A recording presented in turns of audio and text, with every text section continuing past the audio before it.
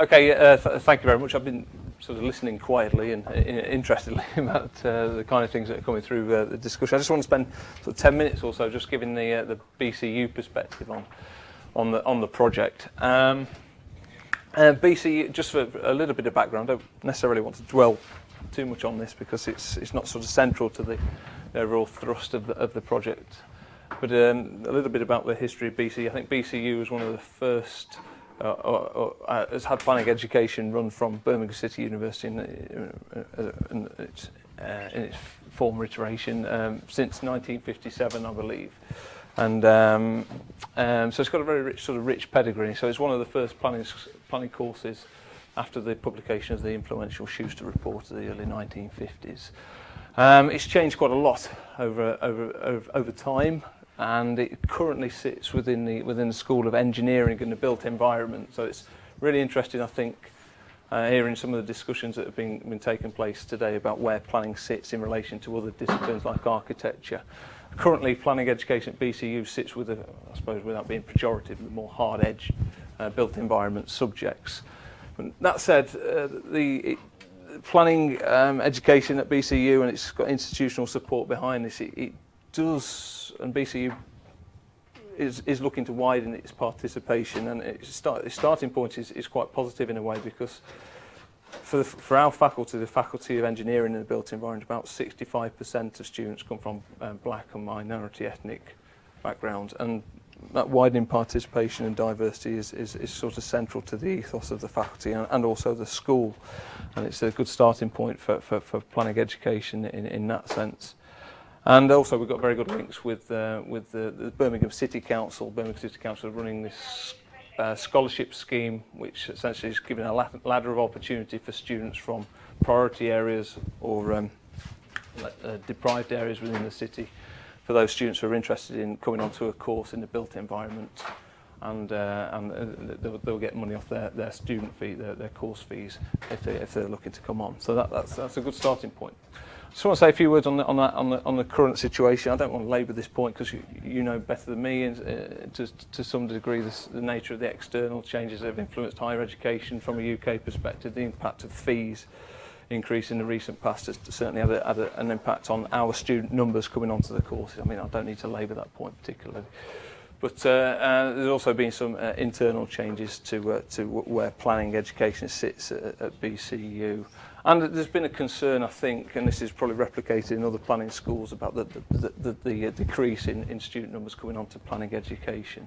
And we've certainly experienced that in the recent past, especially undergraduate level. And also to postgraduate level in the mid-2000s, when I was studying a planning course at BCU on a part-time basis, that we had classes of 60, 70 students, and also coincided with the Labour government that were pumping money into supporting planning education. The situation has now changed, of course.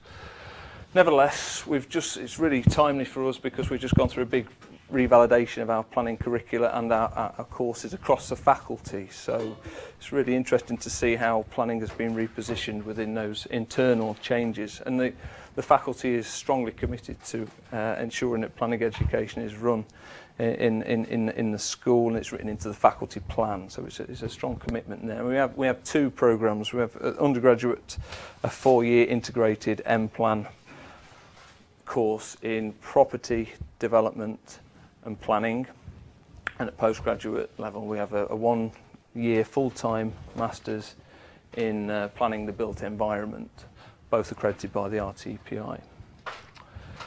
Now, this is really interesting, I think, from thinking about the nature of this project, because a strong focus of planning education at BCU is this idea of interdisciplinarity, whatever that might mean, and whatever interpretation you might want to give that, or cross-disciplinary or cross-professional working with other courses within the school. So both at undergraduate level and postgraduate level, there's a strong aspect of sharing modules, module content, course delivery and assessment between other built environment courses, which we think is a strength to a degree, but nevertheless it does open up some interesting questions, some of which I want to touch on in the next few slides and next few discussion points. Well, I think broadly speaking, this does respond in a way to the changing and shifting professional and practice agendas, as the kind of message coming from the Farrell Review in the recent past, and also the House of Lords Select Committee on the Built Environment, which made a strong call for closer collaboration, integration and cross-working between different built environment professions and disciplines. And also I think it does, from an educational point of view, it does open up some tremendous opportunities for cross-collaboration, interdisciplinary working with other built environment courses. And also it gives us opportunity, because with real estate and quantity surveyors and construction managers, to bring in a different professional flavour and direction, to give some direction to the delivery and nature of modules and courses, I think. The two programmes that I've spoken of, the undergraduate and the postgraduate programme, I don't necessarily want to labour these points or extend on these points particularly, but there are three sort of interrelated areas or sort of themes that are woven into the direction and delivery of the two planning courses. One is an emphasis on placemaking, again reflecting this idea of project delivery, viability, procurement, development finance, but also the different actors and agents involved in making, shaping, and also maintaining places is also very crucial, and it kind of reflects the sharing aspect of the course. Reflecting some of the research backgrounds and expertise of staff that deliver the modules on the courses, and there's an emphasis on social and environmental justice. And of course, as we've touched on, this idea of interdisciplinary or cross-professional working is very strong. And there's strong opportunities, as I said, for greater collaboration, some aspect of practitioner delivery, and also this notion of project-based modules, where we bring the different courses together to get students to think in a more collaborative, collegiate way. And also, there's discussions underway with our courses about dual accreditation. Now, you know better than I how many RTPI courses are also dual accreditation with the RICS, Royal Institution of Charter, so something like 39, I think, or 40, about 40 courses. So it gives a greater emphasis on that aspect as well, I think. Now, we recently, it's also quite timely for me because we've just had our partnership board, our annual partnership board in the start of April. Now, we've passed the test of being an effective planning school, which is also all good, isn't it? But nevertheless, there were some really interesting points for discussion, which I think bear relevance to this project, which is worth just exploring in a little bit deep. Given that it's quite an obvious one, but given the nature of a lot of sharing, there's a really interesting discussion point about the extent to which planning and some of the theoretical and some of the kind of things we were discussing about social justice and the sort of structural problems inherent with the students need to know about planning, where that kind of distinctiveness shines in the courses that share so much delivery. Similarly, there's a point raised about where the specialist RTPI learning outcomes are allowed to be given oxygen and shine. There's a point here about widening engagement with employers, not just within Birmingham and the West Midlands hinterland, but nationally and also internationally. Again touches on nicely, I think, on connects and resonates with some of the points we were talking about in the discussion.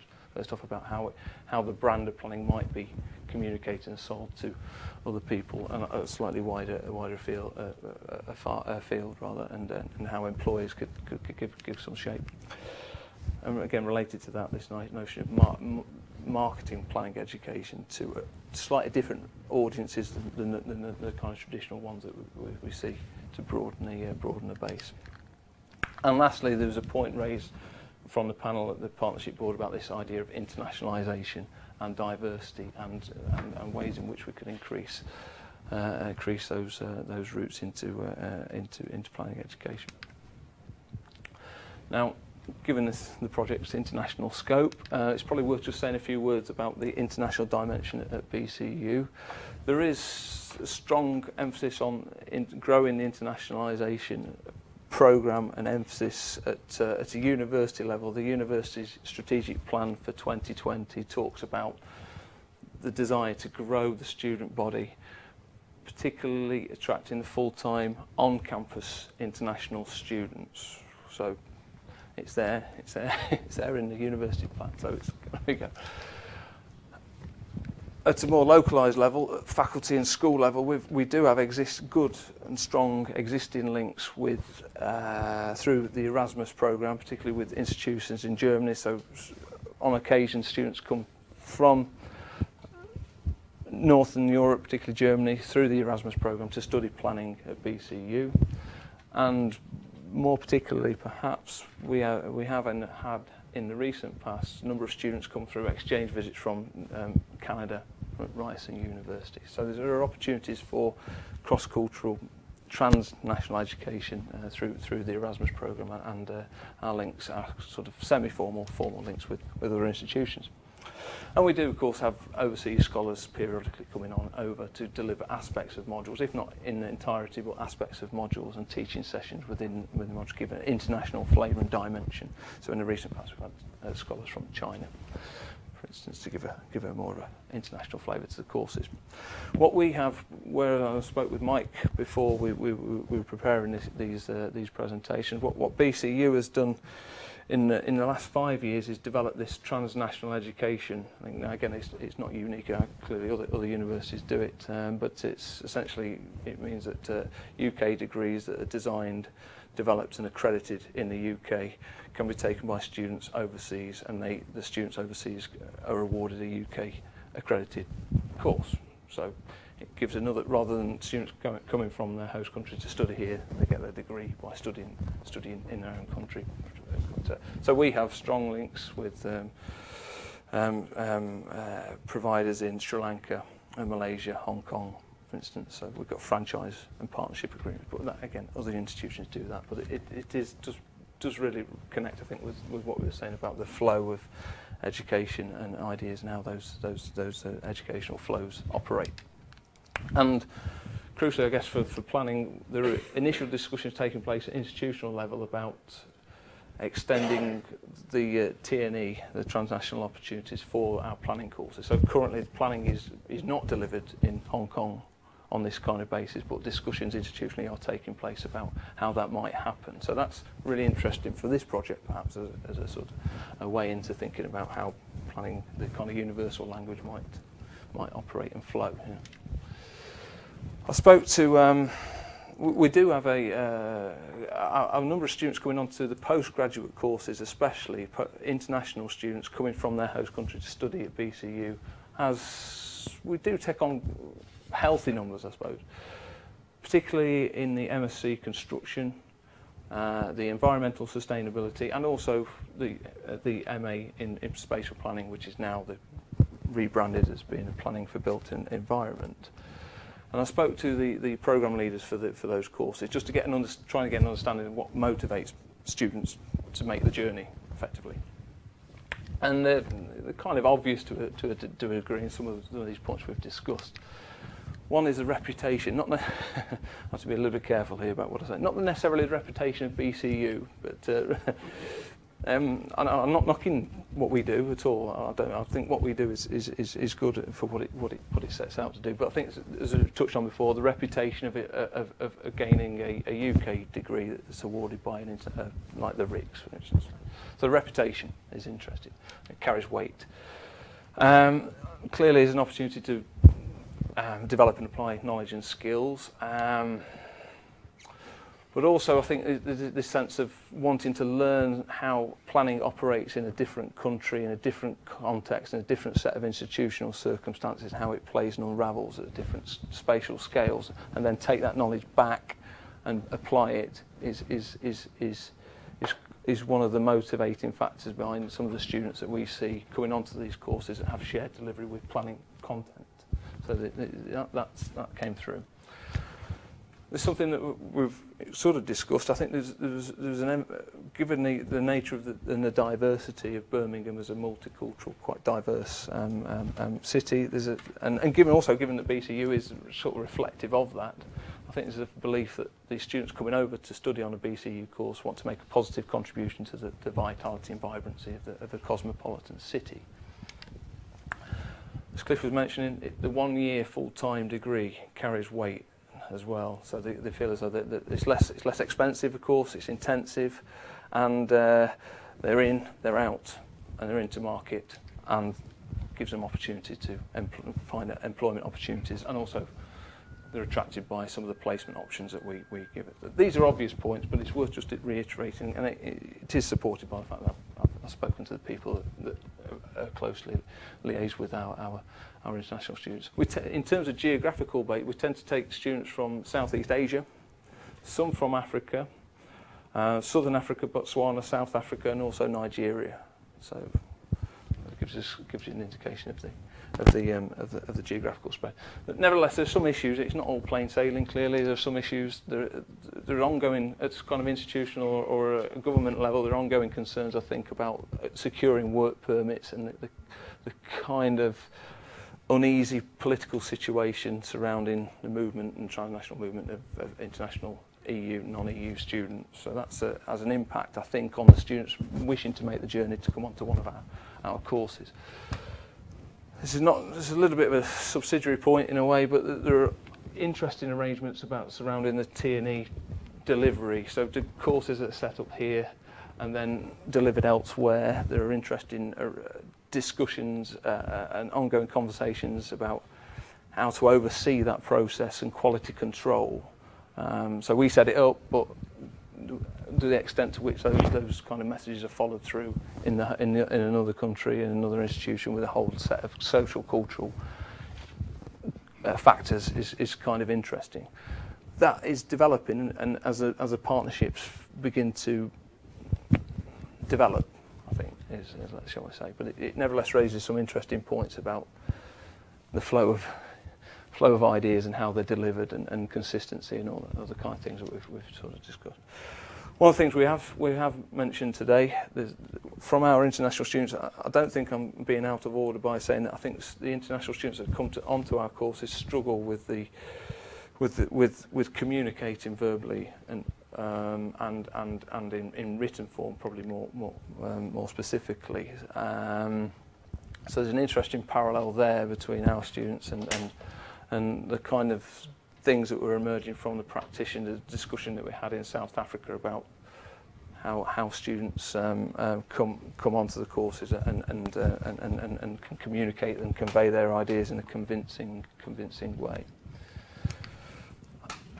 Particularly from the Southeast Asian students, I think there's a sense that kind of a cultural background that they're probably used to a more didactic approach to teaching. Now, given everything I've said about we're moving towards more shared project-based delivery that emphasise a kind of development process and place-making aspects, and it raises interesting questions, I think, about how those kind of students with those kind of expectations and cultural backgrounds integrate and get the most out of project-based modules when they're very used to a different set of culture. We tell them what they need to know when they can reproduce it or find it. So that raises some interesting points. And we term it flipped curricula, so give them things to do during class so they can work on their project. So that's an interesting point, I think. And the other thing, I think, is the issue surrounding this theory-practice divide. Again, we've talked about this already, haven't we? There's probably a bit of a disconnect between how they kind of messages they take from our sort of theoretical teachings on how urban planning has evolved and changed, and some of the key thinkers that have shaped the direction of urban planning thought, and relating that to their own experiences and in a way that they can take something useful from it and then use it and interpret that knowledge and apply it in their own context. So just a couple of further reflections. I think we've said this already. There is a sense, I think, that planning education at BCU at least has been with understandable reasons, has been sort of a logical outgrowth of earlier approaches, techniques, delivery. Good practice to a degree, but nevertheless it's been sort of added to, which is from some interpretations is not necessarily in keeping or in step with the expectations, the desires or ambitions of students that come on from an international context. So this sort of, it's grown and grown and grown, but maybe it's slightly out of kilter with what is expected from other people that come onto the course. And associated with that, there's an interesting issue there about the extent to which that knowledge they're being taught and expected to learn can then be transferred and applied in their own country. So the applicability aspect is kind of interesting. Nevertheless, I think, and this is my own experience of teaching international students, and also from having spoken to the guys who lead on the courses that have a strong international flavour to them, there is a sense that the students do get much more from the courses, from the experience, having had exposure to the different cultures, and different perspectives, and it works. It's sort of a reciprocal thing. So the UK-based students that are on those modules as well also get the benefit of having had exposure to a different set of issues, a different set of approaches, and a different way of doing planning in another culture, and it kind of that mutual learning and reinforcing those kind of messages is important. I think one thing BCU has made a strong push on in the recent past, which is having some success, and there's something you were talking about, Pat, I think, about this link, or this sense of there's a need for a much closer engagement, staff-student engagement clearly, but also the pastoral side, so that the student support services has been an investment from BCU's perspective to strengthen that, given its ambition to grow its international emphasis. So there's been a push to make a much closer connection between international students and the kind of student support services, which to a degree is having a success. But there's an interesting point you were talking before we had the short break about the dropout rates and one of the students. I still think, I don't have the statistics to hand, but I still think some of those international students probably do struggle to a degree to pass at the same level as the UK-based students. Thank you very much. That's our view anyway. I'll pass seamlessly on to you, Mike, I guess.